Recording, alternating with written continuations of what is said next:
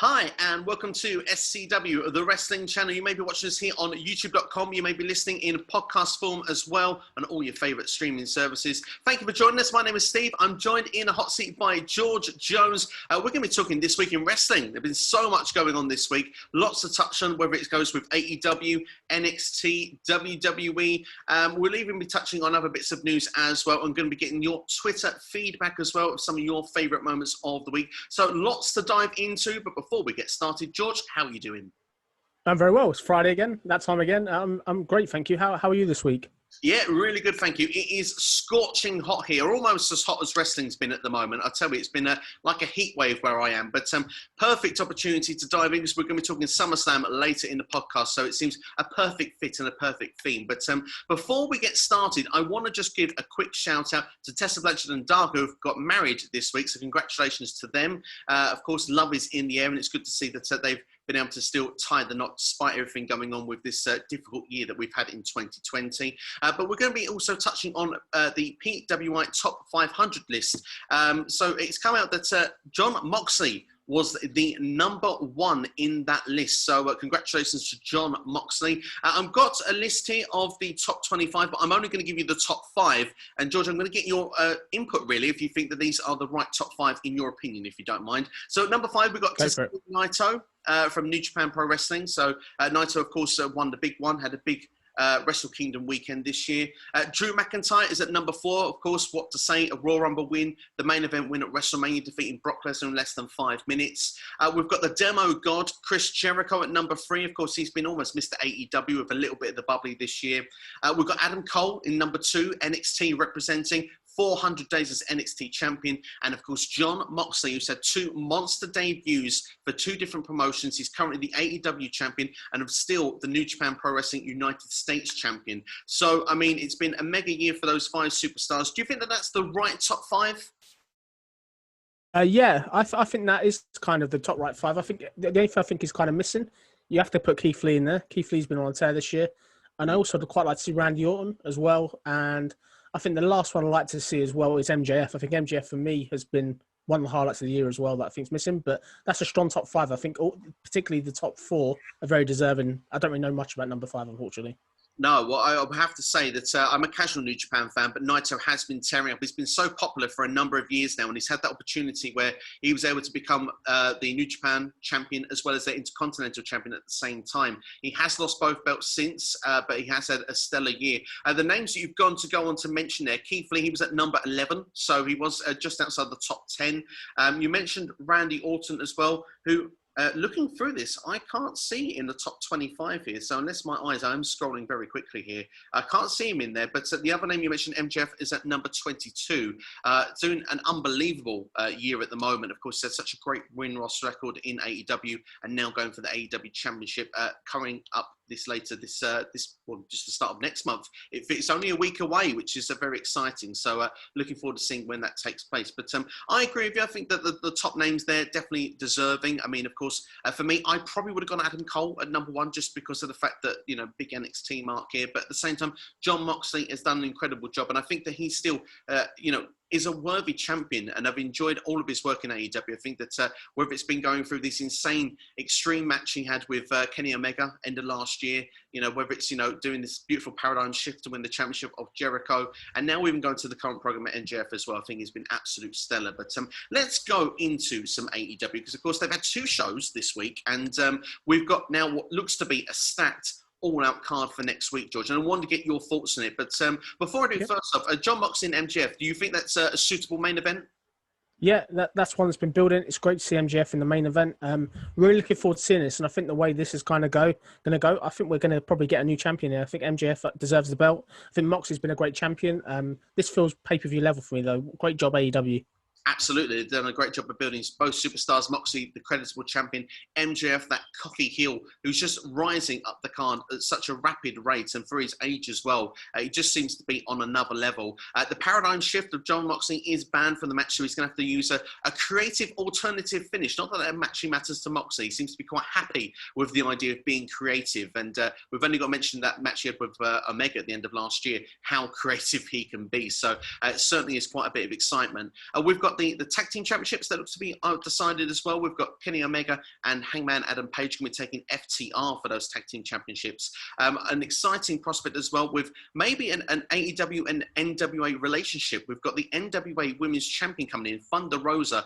She's going to be challenging, trying to get the belt of Hikaru Shida. What are your thoughts of the idea of we've had numerous NWA stars coming in, some that look to have permanently signed, but this looks to be a one-off with Thunder Rosa. Do you think that they could have a successful working relationship going forward? Yeah, I definitely think it could be successful. I think this is the start of many things. I think it's very clever from NWA though, because bear in mind that they are going to kind of monthly model for pay-per-views starting kind of from next month. So this fits. I really think both these two wrestlers are going to be great. I mean, but I think it's great to see Thunder Rosa again on TV. I think she's done great work with NWA Power from what I've seen. Absolutely, yeah. I really enjoyed her running in NWA as well, and I think that she's certainly a standout outside of what you could call the major promotions with women's wrestlers, and AEW looking to bolster their ranks and have a top-profile match here for this kind of show. I think that they've got a good one in there, having Hikaru Shida against Thunder Rosa. I think it's going to be certainly exciting. We've got potentially one idea of a tag team match, but we don't know quite where it's going to go yet. I suppose the likely one, we've got two sets of teams in an 8-man tag, and the winners will face each other. So the likely would probably be the Young Bucks against Jungle Boy and Luchasaurus, but the other side we do have SCU as well as Private Party. Would you be saying it's probably more likely going to be the Bucks against the Jungle Express? Yeah, I think that's a good shout. I think both are clearly looking to be on kind of a push at the moment. I think the Young Bucks, I think they belong sort of to get that shot if that makes sense. So I'm really looking forward to seeing what they do here. Absolutely, indeed. We've got a Mimosa Mayhem match, something we've never seen before. Chris Jericho's at it again, giving us something that we've never had before. But it's going to be a way to win his pinfall submission or owning your opponent by throwing them into a large tub of a mixture of orange juice and Jericho's little bit of the bubbly. I think that this is a bit of a bonkers idea for Jericho versus Cassidy to finish off their feud, but obviously they want to bring something, a bit of comedy, a bit of flavour to the show. Do you think that this is going to be a standout moment, or do you think that it's perhaps a bit of a dud? I think it's something different. I think I found the feud entertaining so far. One thing for sure, you can be certain that the Mimosa Mayhem element of the match has to come in some sort of form. I think that has to be the finish here. But I'm looking forward to seeing it. I'm very unsure who's going to win, though. I can't see sort of Orange Cassidy not having Jericho in there somehow. Yeah, I know, that's the thing. You feel that is designed for the heel to be thrown in. Jericho's had this orange jacket for so long as well, and you feel yourself like it feels destined he'll be thrown in it again. Maybe you could get an idea where Jericho might win the match and then still end up in the tub afterwards. There's always that sort of... That makes sense. That would make sense, definitely. I think that's the way to go. I think Jericho really here has to win. He needs to get his momentum back after this past week, I think. And I think that will happen. I think that's a great idea for him to end up in the tub the old way. Only if Orange Cassidy ends up in it, it's not going to be as funny as Jericho. No, absolutely not. Maybe they could both end up in it somehow. I don't know. Maybe we could have fun in there. They both can fall in it. Absolutely. We're going to have a big swallow against Britt Baker as well. It looks like Baker will be able to be back in the ring by that point. And of course, she's been fantastic out of the ring, it feels, being injured for so long. But now she's going to actually be able to get back into the ring. This has got to be a big plus for the women's division. Yeah, definitely. I'm really a big fan of Britt Baker. I think her promos have been excellent, and I think her as a heel is really, really fun. So I'm looking forward to seeing this. But for me, it has to be kind of big swally, unless somebody can come and help Britt Baker. It's almost like the giant versus the small person, isn't it, really? Yeah, absolutely, indeed. Absolutely. We've also got the casino, men's casino royale coming back as well. So it's kind of like a Royal Rumble type match, but also a battle royal. People come in sets of 5 into this match in timed intervals. And it's kind of like a battle royal where you've got to throw an opponent over the top rope and both feet must hit the floor. A host of names have been announced for it. So let's go through those names now. We can perhaps speculate a winner. And of course, there are still a few names to be announced. George, maybe you might have a hunch or two of maybe someone you think might want to join in there. But we've got the likes of Lance Archer that will be in there. We've got Brian Cage. We've got Ricky Starks, Darby Allin. We've got Butcher, The Blade, Pentagon, Ray Phoenix, and Eddie Kingston, which is like a new faction that seems to have come in. Interesting if they all come into the match together. We've got, of course, a few others that could be named into the match as well. But I mean, what's about 8 or 9 names we've got currently? So we'll have to wait and see who else is going to be added to this match. Yeah, definitely. I think that's a strong lineup. I think when you're looking at people in it, it's going to be very hard to pick a winner. I think for sure. I think people that may stand out to me, people like such as Matt Cardona, Brian Cage, and Lance Archer, they're all really credible. So one of the hardest matches to pick a winner, I think. Yeah, absolutely. There's so many potentials there. I mean, the winner gets the World Championship match, as we say. So it's looking to think that who would benefit most here and be able to get into the top of the card. And it also may give an omen for later in the evening, because if a heel wins it, you've got a feeling that maybe Moxley would retain. Maybe the good idea here would be to have a face win, because you could still get face versus face.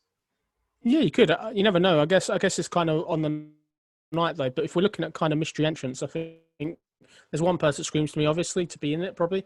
None other than probably Eric Rowan. I think he's not doing much at the moment. I think he was destined to be on Dynamite previously. He hasn't debuted yet. So for me, I think that's a natural fit, really, if I'm putting my money on it now. I'd love to see that. I think that'd be fantastic. Miro could be an idea as well. I mean, another potential release. He did say he was coming away from the ring altogether, but even as a one-off appearance, I think that would be quite exciting to see someone like that in there. And they certainly do like to have a mystery person in these type of matches. So it'd be interesting to see if that's brought together.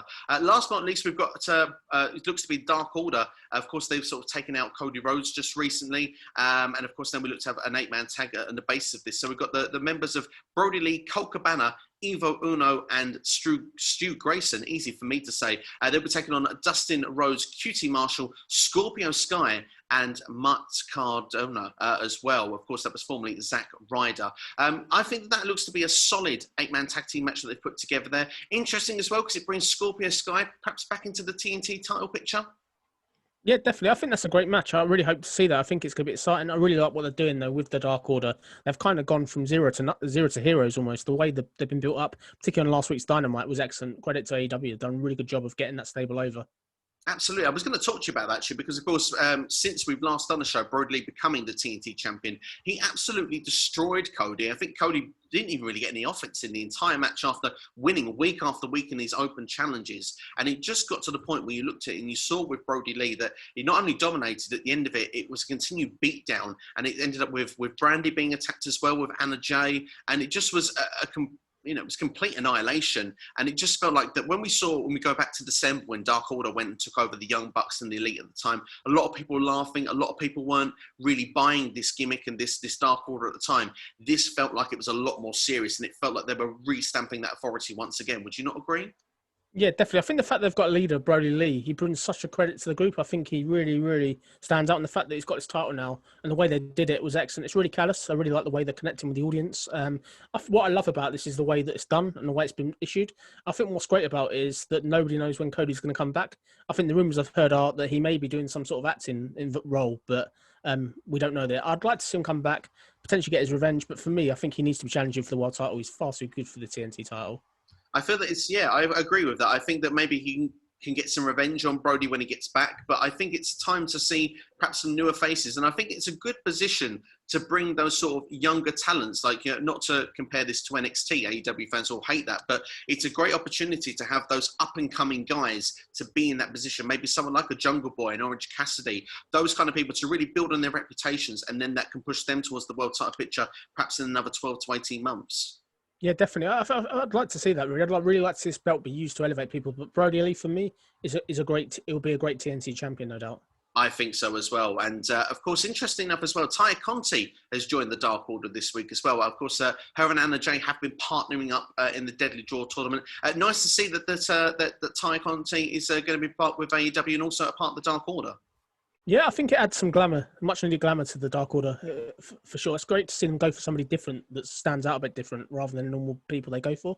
Yeah, absolutely. Do you think it's also another, because it's always been a play on Vince as well, almost like a dig on Vince McMahon the whole time. Do you think that this is his case of that he only likes blondes? Yeah, no, I think that's a bit of a low blow, but no, you never know. You know what they say, you did try and palm Brodie Lee on Vince McMahon, so these cheap shots are non-stop, so yeah, quite a good shout probably.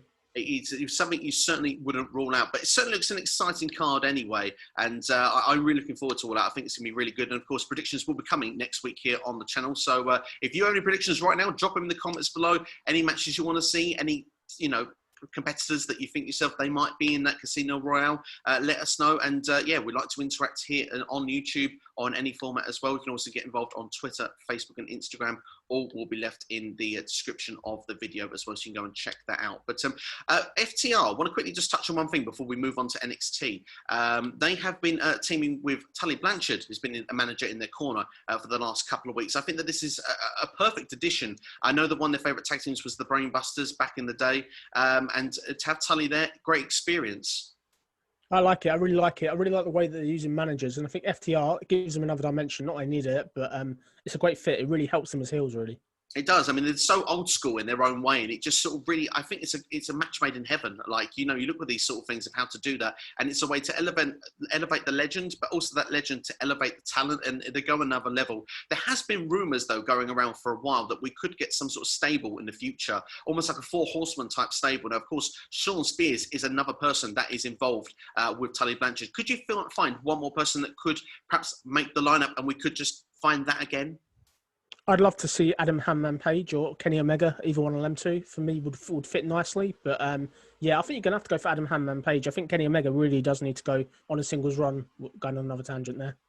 Yeah. I would hope to see that at some point down the line, definitely. But FTR have had their own complications as well in the last couple of days. It's come out in the news. And I'd like to just quickly touch on that topic, if you don't mind, George. Yep. WWE are actually filing oppositions to some of their trademarks that FTR have made.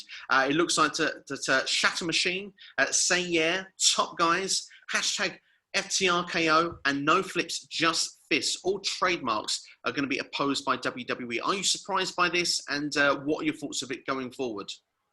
No, I'm not surprised. It's a bit of a low blow really from WWE. I think I don't really get I don't think there could be that kind of money in it unless they're going to reuse these trademarks for someone else. It just seems to be a bit of a kick in the teeth really to FTR.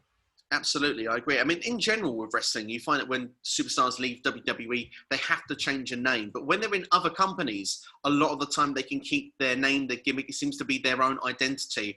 Do you think that should be? I know WWE are separate, their own company and stuff like that. But do you think that they should allow wrestlers to continue on, or do you think that it's the right thing that they, have their success for that in only WWE and should have to change when they leave? I think the way I look at it is WWE clearly think that the FTR, they made the FTR, so they kind of think they don't want AEW to benefit in any way, which is disappointing though. But I think the fact they're probably not going to do anything with these trademarks other than probably the video library or something like that, I think it's a real shame for FTR, really. Absolutely, I completely agree. And I think no matter what you try to do to superstars when they leave WWE, to quote the famous Macho Man Randy Savage, the cream always rises to the top. So I personally believe that no matter what happens here with FTR, they're going to have a successful reign when it comes to their time in amongst AEW. So personally, for me, I think that top guys out, and they'll be always at the top of the card for me when they're in that position. Yeah, definitely. Well, I'll tell you what, we're going to move on then. And, of course, it's been a big WWE week. And particularly we've had an NXT Takeover. We've had SummerSlam as well.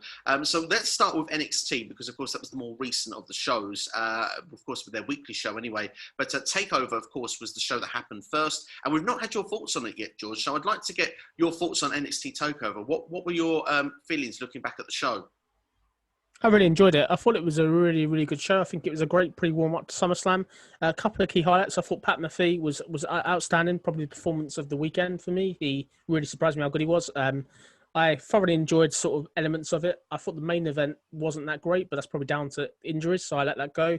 The ladder match was okay in parts. I really liked the Finn Balor-Timothy Thatcher match. It very much reminded me of the old Lions Den type matches, really, we used to see in WF in the Attitude Era. But yeah, I liked it. I thought it was a good show. I think it did what it needed to do. Certainly put a lot of changes in place. It certainly did, yeah. And I mean, we say changes in place. I mean, of course, we'll be coming up to it later in the show. But Keithley, actually, that was his last performance in NXT, moving up to Monday Night Raw.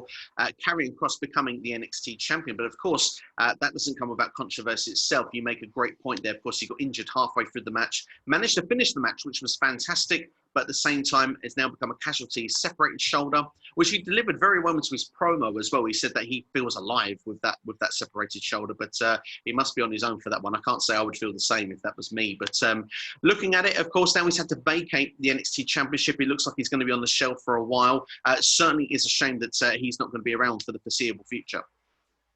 Yeah, I'm gutted for him. I think if you follow his career, clearly all the way from sort of Lucha Underground, even in Impact Wrestling, and even if you see his shoot interview, this guy obviously loves the business and the way that he's had this progression. It's just such bad luck. It's almost like the time Finn Balor won the Universal title. It's exactly the same feeling for me that this person probably, they are going to come back, no doubt. I think he'll be a star still. It's just a shame to see his momentum be halted. But let's be clear. I think this guy's going to be a main event on the main roster still. I just think this is a temporary sort of slip, really.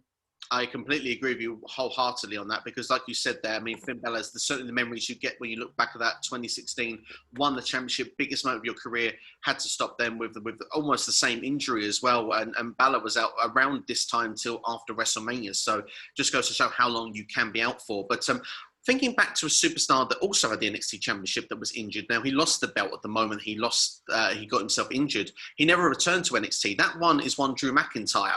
Now, could you see Karrion Kross actually returning on Raw or SmackDown? Yeah, I think you're on the money, mate.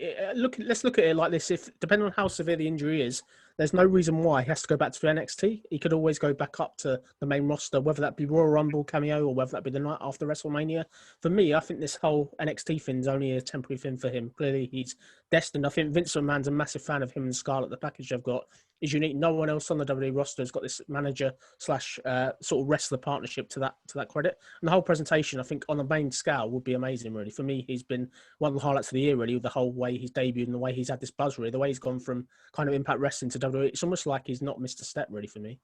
Absolutely, I was spot on. I mean, the thing is, you look from such an incredible entrance that this guy has. And then you look to the fact that when he comes into the ring, literally, he's just a dominant monster. And a lot of people find that there's actually glimpses where they look and see a future Brock Lesnar in there with the, the side of suplexes that he does and the fact that he's just so dominant. He's got that sort of, big muscular physical look. And it's just, he's a standout. He's a head and shoulders above the rest. And I mean, there is a potential he could come back to NXT and fit straight back in where he left off. But I wouldn't be surprised to see him go straight to Raw or SmackDown. I think that certainly he could easily be squashing some jobbers and, get that familiarity with the audience back home. And then when you're ready, just throw him in that main event picture and, he could be a star.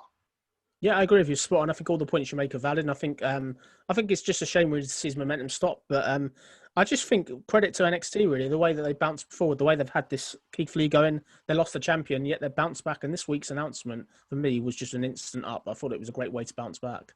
Absolutely, indeed. Yeah, no, it's been announced then. So this Super Tuesday, so NXT are going to be moving this week. AEW was going back to Wednesday. NXT will be on Tuesday this upcoming week. But we've got a fatal four-way Iron Man match for the vacant championship. And we've got arguably the Mount Rushmore, as Adam Cole said, of faces of NXT going to be competing against each other. Of course, it's Adam Cole, who was the champion for 400 days. We had Tommaso Ciampa, who never lost the championship when he had to be vacated, which now seems a long time ago.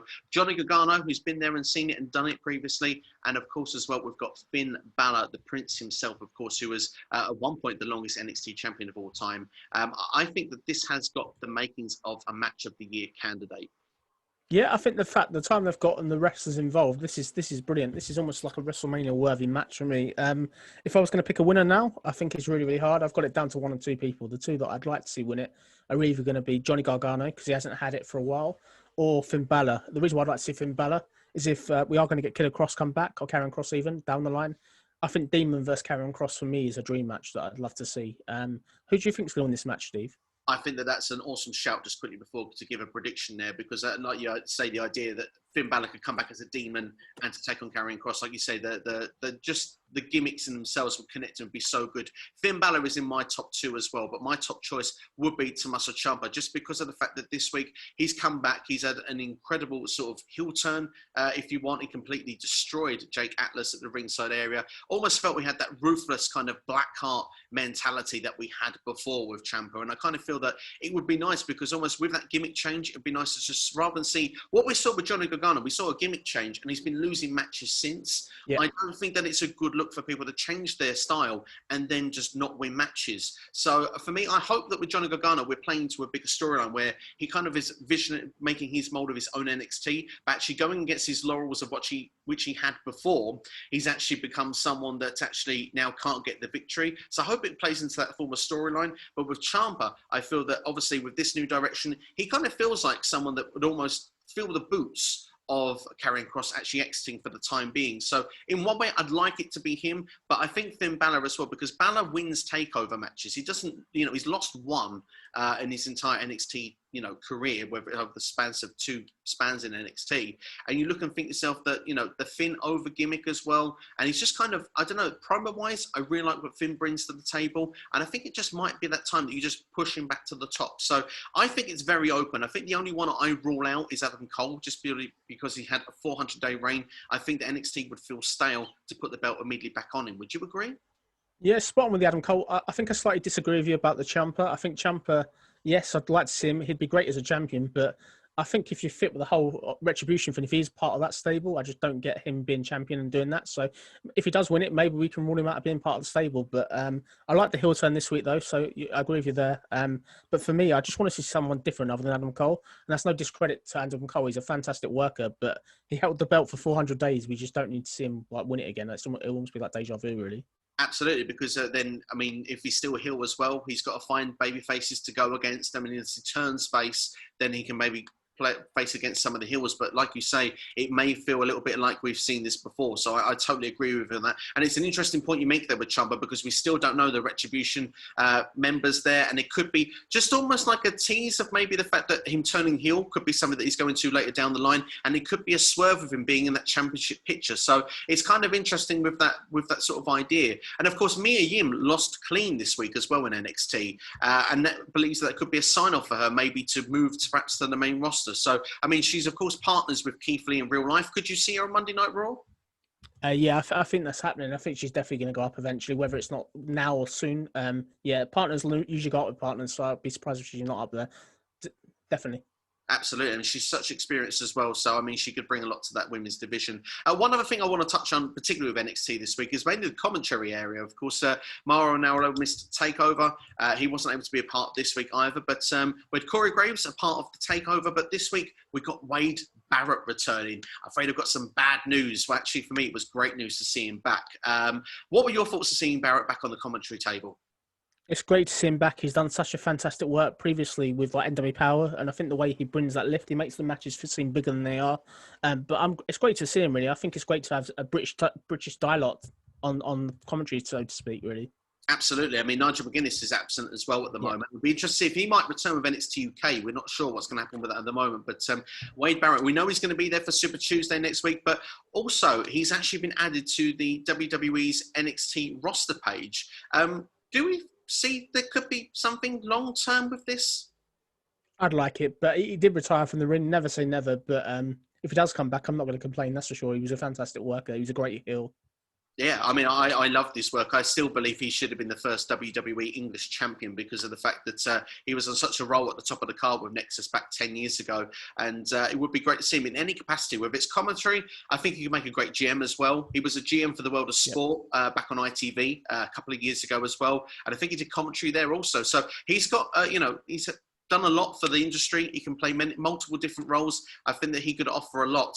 It's very interesting as well that Bray Wyatt sent a tweet out as well to Wade Barrett saying that if he was coming back for that Nexus reunion, which of course was quite comical at the time. And of course, Wade Barrett said only if he could lead it because of course he was a leader. He even made references in commentary this week saying that he was not so much of a team player like the Undisputed Era are. So I thought it was quite an interesting touch. And we'll come on to Undisputed in a minute. But of course, one other group, we mentioned them a minute ago, was Retribution, which are a Nexus type stable, if you want, even with perhaps slightly different attributes.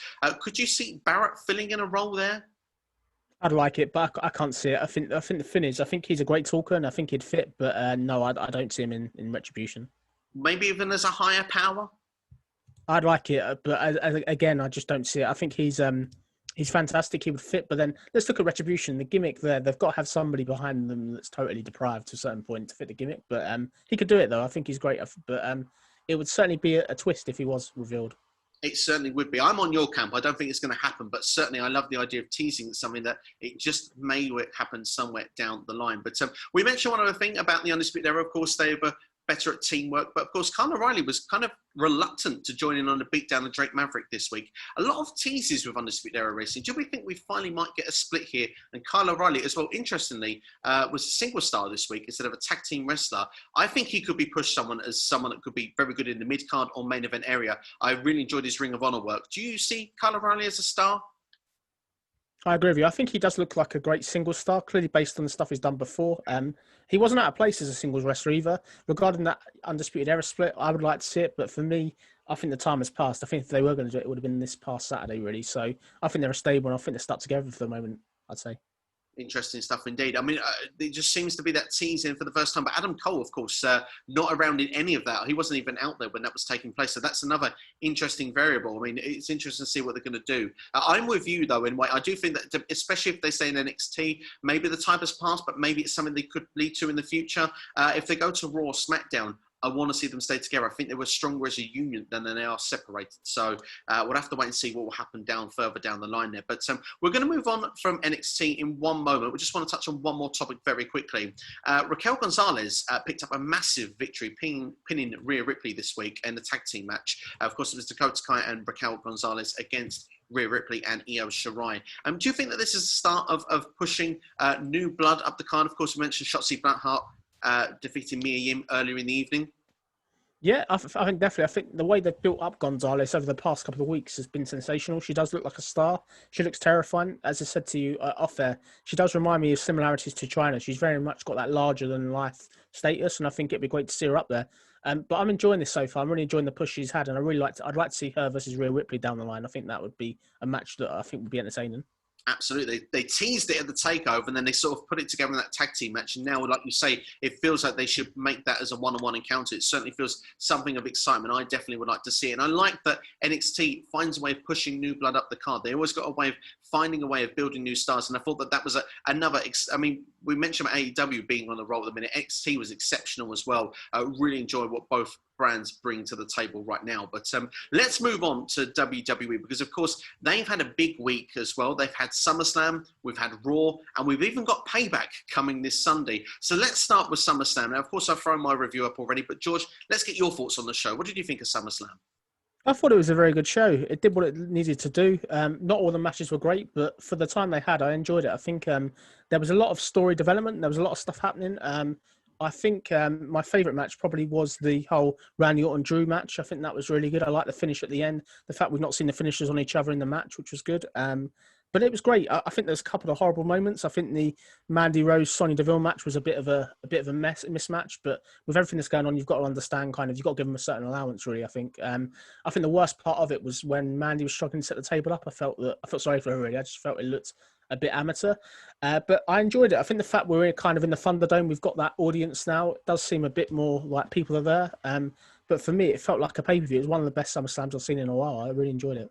Yeah, I thought it was a good show. I really enjoyed it overall. I think that SummerSlam brought a lot to the table. And certainly, when you look at it and think yourself in that arena environment, it sort of felt fresh in the Thunderdome as well because of the fact they've been in the PC for so long. So it really had a nice feeling about it. And you could feel the energy was up with the superstars as well.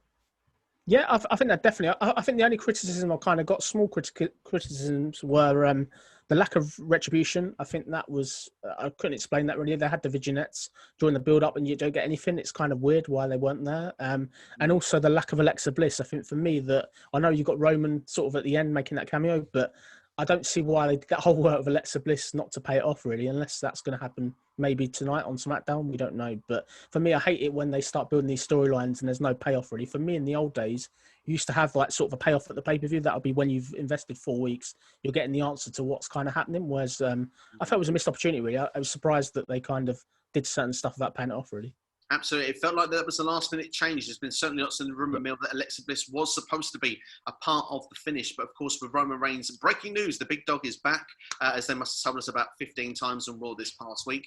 And literally, that was the last minute change. And even Alexa Bliss herself seemed a bit unhappy about it. Of course, there was bits on her Instagram story. She put a couple of comments on Twitter as well, including almost a question of why weren't you there? And she sort of shrugged her shoulders emoji. Yeah. She didn't have a clue herself. So I'm with you on that. I felt it was a bit of a missed opportunity there. It would have been nice to have had her involved with that. But unfortunately, they went a different direction. But seems all too familiar with some of the things that WWE is doing. But it has led into Payback. And we've got 4 matches that are announced for Payback. So let's give those matches that we know for sure. And then I believe 1 or 2 have been speculated to be added at this moment. But we know for sure, and the contract signing will be on SmackDown this evening.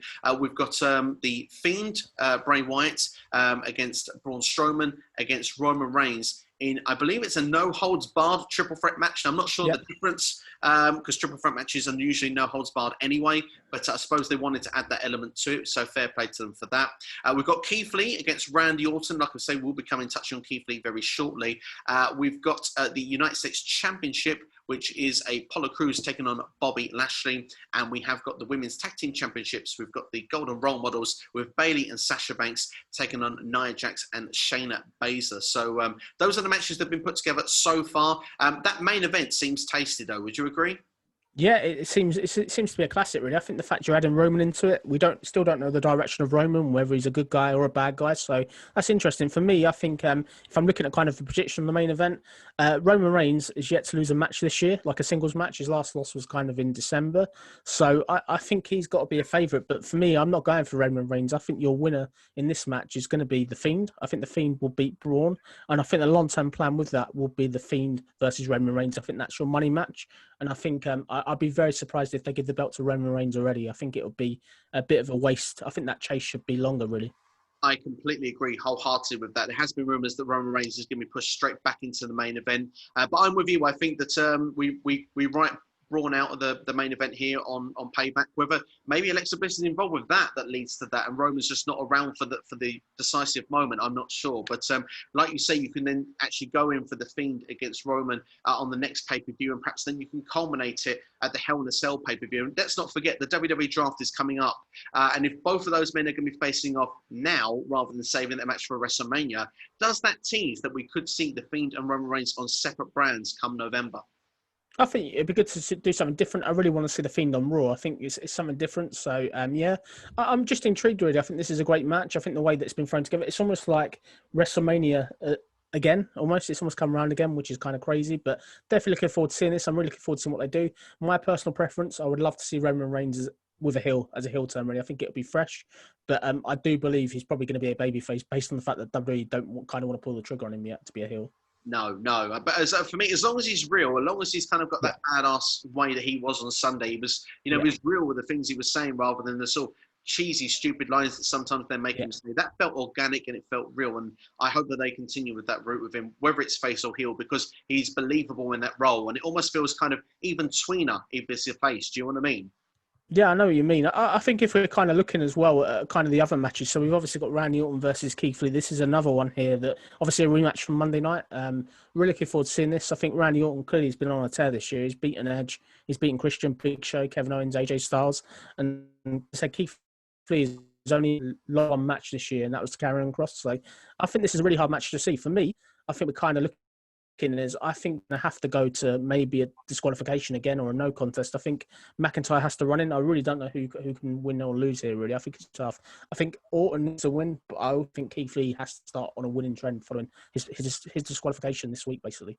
Yeah, well, let's go into that a little bit because, of course, Keithley came out and, of course, Raw had been rewritten so many times this week. Vince McMahon had ripped the script up, it felt, and he wasn't having. It was only finished an hour into the show, Raw, which is not normally a good sign, really, when you're trying to make a weekly television show and long-term booking storyline angles. Keithley comes out to, new generic music. Didn't have the music he was supposed to have, but it looks like he's going to get new music from Payback. That's what's going around on the rumor mill, that he could have a decent new theme track coming. So hopefully that'll be something that's just a one and done. Hopefully, what we had on Raw. He did have a change of attire as well, which upset a lot of fans also. But he was put in a program with Randy Orton. A main event program. I think it's a good thing for him as a placeholder. But like you say, you don't want to see him losing too much immediately, of course, because the only way you can go is down rather than going up the card. You look weaker if you keep losing. So I kind of feel the same as you. I can't see him beating Randy Orton, but I think after that he would need to start going into a winning program afterwards. Yeah, definitely. I think the natural feud is all three. I think it'll be Drew, Randy and Keithley. I think that's kind of the way they should go. But I enjoyed the debut this week. I didn't enjoy the change of music. I understand that there's an issue with CFOS regarding the music and obviously the change of attire. It just seems a shame really to build up what he's known for. But if we take away the music and the actual sort of outfit and stuff, I think he's still a fantastic worker. He got some great mic time this week on Raw. And in fact, he's straight in there with Randy Orton. That's a great start. He's not in there with the Hurt Business or somebody of lower down the card, really. Absolutely. It screams volumes of that they have faith in this guy, because the commentary team put him over so well as well. It feels that Keithley is going to be a big deal on the main roster. So I hope that with his Raw run, it's going to be a success. And I think we just need to be patient. I think with when it comes to Keithley, we can see money in him. I think that within WWE, they can see it. They wanted to put him in a big sort of program like they did. I mean, Riddle came in with AJ Styles, which was a big deal back then. They saw the success of it. They thought, well, look, let's bring him in with Randy Orton. What bigger accolade can you have than the guy that's had almost been one of the biggest stars of 2020? And they put Keithley in there, and he's got a pay-per-view match, which, like you said, disqualification on Raw, but hopefully on Payback, we could get a 20-minute classic here. Yeah, we can. I think it's going to be a great match. I think it's one for the archive. It is pay-per-view level, and I'm really looking forward to seeing it. Obviously, released on Monday. We got a very small amount of time on Monday, so this is going to be a great one. This is probably one of the highlights of the pay-per-view for me. I think so. I think it could be a standout moment, not just for pay-per-view, not just for the archives, but also probably for the career of Keith Lee. Quickly on the other matches, Apollo Crews and Lashley. Where do you see that going? I really hope Lashley wins. I think Lashley is the star in the Hurt business for me. So, yeah, Lashley to win here. If he doesn't win here, I think it does nothing but harm him, really. I kind of agree with your sentiments on that one. And the Women's Tag Team Championships. I think, unfortunately, I'm not going to like what I'm saying, but I'm going to have to say it. I think we're getting new Women's Tag Team Championships. I just think it's... they want to get to this Bayley versus Sasha feud, it seems. And I think the women's title at the moment, or women's tag titles, are basically the object in front of that, if that makes sense. So clearly they like this whole Nia and Shayna tandem. But yeah, I don't see the current champions leaving, unfortunately, with the belts this Sunday. It certainly is interesting. For me, I feel that's possibly the most difficult match to call looking into this pay-per-view at the moment. I think it's a really interesting twist there with the ladies, what they're going to do. And like you say, are they going to pull the plug on it and they're going to push on for Bayley and Sasha, or are they going to drag this out a little bit longer? It's been such a slow burn up to now. And I think that the moment that it happens, it's going to go into, straight into the fast lane, if you want. Maybe a name for your pay-per-view later in the year. You never know. But, it's going to be interesting to see what they do with the ladies in that tag team championship match. But certainly there's been a couple of other matches rumoured, George, and I think you've got those for us, haven't you? Yeah, so we're potentially going to have a rematch of AJ Styles versus Jeff Hardy. What's your pick on that one, Steve? Well, I mean, I think Jeff Hardy's won the gold now, and I think it could be a good opportunity to put AJ Styles higher up the card. I know it sounds a bit silly when you've just lost the mid-card championship, but AJ Styles, he's someone who can flit anywhere in the card. So I'd like to see him perhaps in a program with Reigns towards the end of the year. So for me, I would turn around and say that I'd have Jeff Hardy retain here, and they can go on to new challengers. I agree with you. I don't like this whole hot potato in the belt. I think Jeff Hardy with the belt is something new. AJ's far too good to have the Intercontinental title, so keep it with Jeff, really. Jeff's obviously done some great work, this redemption storyline, and the whole thing he's done with Sheamus and stuff, so I really want to see Jeff Hardy retain. And we have kind of got one other rumoured match. Oscar is obviously probably going to defend the women's title. At the moment, we don't know who her opponent's going to be. There is a good chance maybe on SmackDown tonight that we may get some sort of clarification. For me, looking at the Raw women's roster, the match I would like to see would be her versus Natalya. Who would you like to see Oscar face if the opportunity comes up for a match for the title? It's very interesting. I want to say first, I think Natalya was a great shout because she was the rumoured person to be going in the match at SummerSlam. So I think that that's a great potential there. And of course, with Lana at ringside, could be a great way to introduce Mickie James back in on pay-per-view. There's been a few things with Mickie deserves better the last couple of weeks. So I think your shout is perfect. From a point of view, just from because I want to see her in the championship picture, I would pick Bianca Belair just for that reason. But I'd want to see a build of it as well. So I don't think we'd get Belair at this stage. I think Natalya is a safer bet. Yeah, I think so. I think it'd be great to see. Hopefully she does get to defend that title because it'd be a shame she's not on the pay-per-view. Absolutely, indeed. Well, looking through on other parts of Monday Night Raw that we had this week, of course, we had the Retribution angle at the end where they attacked Rey Mysterio and his son Dominic. Of course, Seth Rollins and Murphy were able to get away. It seemed to be the first time with superstars that they didn't protect their brand. They just run away. But also, it was the case that Retribution didn't go after the other superstars. Now, what did this lead to make you think? Did it make you think that maybe the Monday Night Messiah could be in on this? Or do you think that they just took out the superstars that were around that they could take out at the time?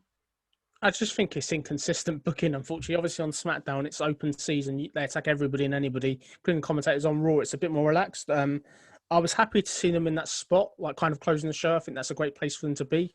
I wasn't really too happy with the people they chose. I just think it didn't really do much. We've kind of seen this already. We've seen Retribution do the same thing again and again. They need to go back to sort of tearing up arenas and doing stuff that's shock value, if that makes sense to me, which I think now we're kind of getting to this point where we now need to be hearing what they're there for, and kind of, we don't want to give away too much. We want to hear why they're there, what the message is about, and kind of what the next step is. But for me, it's interesting to see what they are. I think the fact that Vince clearly doesn't know who's in charge of them, it seems at the moment, as far as we're aware, they seem to not have set people in them. I think the longer this goes on, I think the more weirder it's probably going to get potentially. That is always the fear because, of course, like we said, with the unclear booking direction they've got with this, there's always a shout that maybe this could end up something like the Hacker, which we don't want to see it dropped altogether. Now you've built it so far, we have to see how it's going to play out. And I mean, a lot of people seem to think that they've worked out the superstars as well of who could be involved with that. And I mean, you have a group of names there for us, I believe, if I'm not mistaken, George, of who you think those superstars just may be. Yes, so the ones we believe this past week on Monday, the smallest one was Caden Carter from NXT. Donovan Dijakovic was the tall one. Chelsea Green, Shane Thorne, Theo Madden, and Mia Yim. So when we look at them names, I think two of them would definitely, I'd say, are nailed on to be in the group. Dijakovic and Chelsea Green, even during the start of this angle, or even the group, we said that we think they're in them. I see no reason with them two not to be in it. I think them two are coming up to the main roster, so it fits. Mia Yim's another one that's kind of a new addition to this, but she's going up to the main roster, so that's probably another one. And then if we're kind of looking at it, I think Shane Thorne would be a great addition. Clearly, since he came up with Brendan Vink, they haven't kind of done too much, so I'd like to see him up there. But for me, I think the bigger question is really who the leader's going to be. Have you got any kind of theories on that, Steve? It's very difficult to say because like we've talked about Ciampa and Dijakovic as being the top guys before. Of course, Dijakovic there was involved with that group this week on Raw. And there's been lots of different rumours of who potentials it can be. I've literally got to the point, it's almost as if it's almost a wait and see at this point. I speculated an idea on my Raw Underground video that I did this week because I kind of felt it should be dropped. I feel that they are also lacking purpose and reason, and would be interesting because Theo Madden has been in that Raw Underground as well. And you look and say, well, this could be a way of perhaps you could link the two together in some way. Maybe Shane McMahon is involved as the person there, and this is how you can connect the two storylines to try and make something happen with it. But it's very difficult at this point. I've almost got to the point with Retribution because in the first couple of weeks, I was very desperate to try and work out who was under and what was the situation with all of them. I'm almost at a wait and see point because from what I read and what I hear, that WWE isn't even set on the people that were there on Raw, even though they feel there would be more likely people that could be the reveal. And you think to yourself, well, what is the direction going to be? And I've almost got to the point that because they can't make their mind up, I can't make mine up. Fair point. I think the thing with it, it's a really hard thing. I think the fact that what we have said, or what I've said personally, me, is the fact that it has to be somebody that's on the main roster already. It has to be somebody of credible level, whether that's Roman Reigns, Seth Rollins, someone at that level. The Miz, there's great hints of the Miz last week on SmackDown. For me, he'd be a great talker, but he's not a leader for me. I don't think he's good enough as a leader. And I just think the fact is, it's just a shame, really, that this angle, as far as we know, isn't planned out. Because if it was planned out, it could be done so well. But I think, obviously, going into this Payback pay-per-view this weekend, I think they have to do something. They have to cause some sort of scene. I think if they're forgotten about again, it will be a real shame. It just shows kind of this is a secondary angle. My only kind of fear at this at the moment is everybody that's been under the mask. I know they're not definitely nailed on. Is none of them have been WWE wrestlers already on the main roster. It's all been people from NXT, which I think if you're launching a new stable full of brand new wrestlers from NXT, it's going to be a big ask for them to come in and sort of start at the top, really. Yeah, absolutely. It almost feels like a Nexus 2.0 where they're going to be thrown straight into the deep end, and if they can succeed. If I could do some fantasy booking, George, just to throw an idea your way, because that's the best ways. I mean, I don't know what I think it will be, but I could always try and throw something together on a bit of paper and see if it will actually work or not. I wondered, like, if Retribution, I mean, it seems like it would be a good idea for them to take over the screens of the Thunderdome would be an interesting way to go. And with that as well, with having like all those sort of faces with the masks on, taking over the whole screen, you then don't know how many people are in the group because it's been 5, sometimes 10 others. It really gives you that variable of uncertainty. And also then you can get like the dots that you've had with the Hacker. Now, I know Long time ago, it was supposed to be Ali. It's almost come out now that it was Ali, but they can't go with that now. I wonder as a potential different person that could fill that role. And I know that you always the idea of being a fan when we spoke off air of seeing a babyface take that role of credibility. And I wonder if Kevin Owens could be that guy that could hold that credibility. Because A, as the hacker, but B, as the leader. Because one thing that is interesting with his career turn at the moment, he said he's always done things for him and stabbed people in the back. And recently he's tried to help other people out. He's helped out Liv Morgan and Ruby Riott. He's brought Aleister Black back, which of course led to a kind of a heel turn, which we can also touch on in a moment. But you could kind of feel with Kevin Owens, he's trying to do things for the greater good. What if these NXT superstars feel they've been overlooked when it comes to call-ups? They've been waiting around, or these people have been told they're going to be called up and nothing happened with them. They've just been waiting on the sidelines. And Kevin Owens is trying to do a good thing, but really he's doing a bad thing. I like it. I really like it. That's exactly what you want. You want a babyface that's going to be a shock. I do like the theory, the hacker thing. I'd like to see that paid off as well. For me, what I really would like to see them do, I'd really like to see them just kind of start teasing sort of whether people are in it or not. The big one I would say that I'd love to see them pay off as well isn't over, I would say, as much.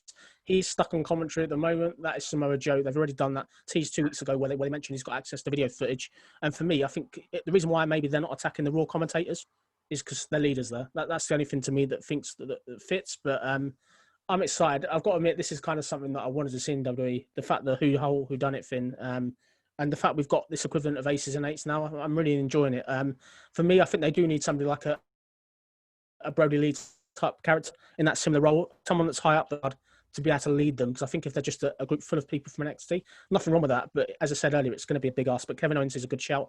For me, I really want to sort of be surprised by the time we get this payoff. If it's somebody that is lower card or somebody that just doesn't make sense, I'm going to be a bit disappointed, really.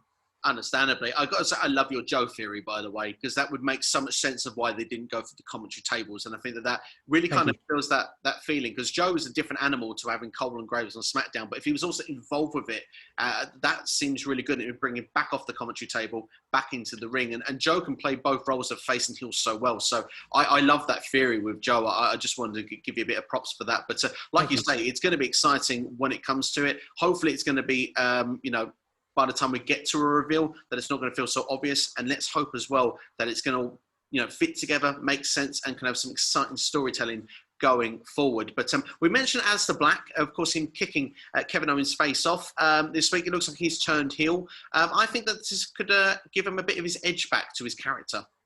I loved it. I thought it was so good. I really like the way that he's got this new direction almost, and the way that he has gone since Heyman got fired, or Heyman got reduced to not being a booking committee anymore. It's really kind of gone down the card. So to see him go back up the card, I think it's a great first match, him and Kevin Owens. But as a heel, he's got great depth and character. I really would like to see him continue. Really, I really want to see him be callous, because I think he's great in his character with darkness and stuff. He's got a load of room to go really up the card and go up to kind of challenge for the title again, probably down the line. Him versus Drew could be something that could be classical, in my opinion. I 100% agree. And in fact, this is apparently rumoured as one of the reasons why they've done this. Apparently, with WrestleMania 37, there was a supposed thought process that the main event set in stone was going to be Randy Orton and Edge once again in an I Quit match for the WWE Championship. Now, of course, Drew has kept the belt. There are rumours that maybe he might be keeping the belt long-term still going forward, and that maybe we could have some new challengers. Maybe Randy Orton may be still in the mix. But of course, as well, Aleister Black is one name that could be rumoured that could fill in the role. They want to see Drew versus Aleister Black at some point. I think Heyman was even looking to try and book that idea at some point when he was in the booking table as well. So it certainly wouldn't be something I wouldn't be surprised to see. And I like the fact that Aleister Black and Owens, they've not really been doing much at the moment. So it gives them something, a purpose to do. A great match. It was a great way of set together and very exciting. We should just touch on Randy Orton and Drew McIntyre very quickly, because of course we've got the match with Keithley. But Drew McIntyre kind of written off TV this week, but a fractured skull rather than a concussion. I'm not meaning to be negative here, but that seemed a bit far-fetched, didn't it, when he's probably going to maybe even appear this Sunday? Yeah, maybe a bit of an oversell here, but they're really paying up Randy Orton, aren't they? I think I think credit to them though. They're making that punt look devastating. They're making people not want to take it, and really, this is the first time really I think we've seen Drew kind of get it handed to him, because obviously at SummerSlam he won, and he's never really sold anything since he's won the belt. In my opinion, he's always somehow got away unscathed. So it's great. But in terms of Sunday, I think it's he's an interesting element. I'd be interested to see what they do. But for me, you've got them three wrestlers in Keithley, Randy Orton, and Drew. Any one of them three could be world champion at any point really, which makes it an exciting time at the moment. Absolutely. I think everything you said there absolutely spot on at that point there. I mean, of course, would I prefer they just said simply concussion? Of course I would. But the thing is, it's WWE. It's a bit of storytelling. It's a bit of fun. And like you say, they've made the punt look devastating. They've made Randy look $1 million. They've knocked down Drew just a peck or two, when they perhaps at the right time when they needed to, because Drew has looked unstoppable. So I think everything you say there are great points. And with Keithley in the mix, I think it's a very exciting time in and amongst WWE right now. But just quickly before we come off the WWE, just quick touch on the Thunderdome. We've had a few shows of it now. WWE obviously had a little bit of problems now with the Thunderdome business, because a few people have perhaps, let's just say, have not been very clever with what they've done with the screens. They've had a great opportunity, say like we are now, with our little screens, and actually be able to see the product. And they've changed it and done other things, maybe a picture of Chris Benoit. We've had the Fire Velveteen Dream stuff. This sort of stuff needs to be cut out. People need to not ruin a bad thing, or not ruin a good thing, I should say. We've got an opportunity to do something very special at the moment. It's a real shame that a few people ruin it for everybody, isn't it? Yeah, I think the Chris Benoit thing particularly tasteless. The other stuff they've done as well, not good at all. I'm really surprised though that WWE take the ability to cut people's feet straight away from that. But I'm guessing based on SmackDown tonight, they're going to be a lot more on the ball, stopping stuff like that. So hopefully it's a one-off. But it's just a shame, really. I think the fact that they've missed having fans there. They get given this opportunity to be on part of the show, yet people are still kind of ruining it. I think WWE really, the amount of money they're making, it would make sense to pay fans to be on the screen rather than, you can't really trust people, I think. Not all fans. I just think based on the form, if it happens again tonight and also this weekend, they need to have a real on look to see how they're going to stop this. And the only way to do that for me is all the money you're saving by being at the Amway Centre instead of doing Raw Live every week at a different location. You need to stop paying fans to be on the screen, really, as like a job. In other words, we may see a lot more Brock Lesnar guy going forward. Yeah. Whoever you're going to pay, if you're paying them $100 a year, $100 or £100 per hour, whatever you need to do, really. Because if you have people that are being paid, you know that you're not going to get that type of stuff on the screen, really. Which is, particularly if you've got young family or kids and stuff, it must be horrific seeing people kind of be executing on whatever else during the background of the show. Absolutely, and sponsorships as well. There's a lot of things that they need to put under consideration. So not a bad shout there at all. So, but the Thunderdome overall, apart from that, do you think it's a great experience that we've got right now? Yeah, I enjoyed it. It's far more fun than the whole sort of performance centre. I think it's great. It's great to see the fans there interacting.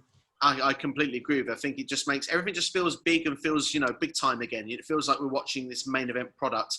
AEW had fans in their stadiums or in Daly's Place this week for the first time, 10 to 15% capacity. It feels so. It seems really exciting, but for me, it didn't make such a big difference to the show when it comes to noise value. So it does make me question really if it's still too soon, really. Do you think it is a bit soon that the fans are back, even though it is exciting, the idea that we are able to start to bring fans back in?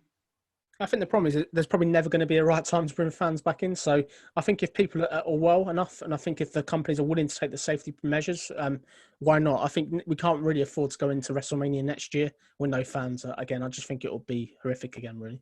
Yeah, of course. Yeah, no, I totally agree. It's hard to know when the right time is. And of course, if everyone does the checks, wears their masks, keeps the right distance, you can't ask for more really at that point. And I believe it's going to be happening in multiple different sports very soon in the near future. So, it looks like that we're going to test the waters across the board. So it'll be interesting to see how that will play out in time. But just a quick brief mention on Impact Wrestling. They had a fantastic match with the Iron Man match with the ladies, Deonna Purrazzo, Jordan Grace. Anyone that hasn't checked it out, please go and do so. And if you want to, very quickly, you can go and check after this video to do with my actual review that I had for Impact Wrestling this week. A nice 14-minute video and touches all the bases on everything Impact Wrestling with what we've seen this last couple of weeks, what we've seen going forward in the next week. And then we're going to start now looking towards Bound for Glory, which I'm sure we'll start looking on more on these shows as well in the next few weeks. But we need to go for the Twitter feedback then, because we've got a number of feedbacks. We've asked to people to get involved. If you want to get involved, all you've got to do is send a message on Twitter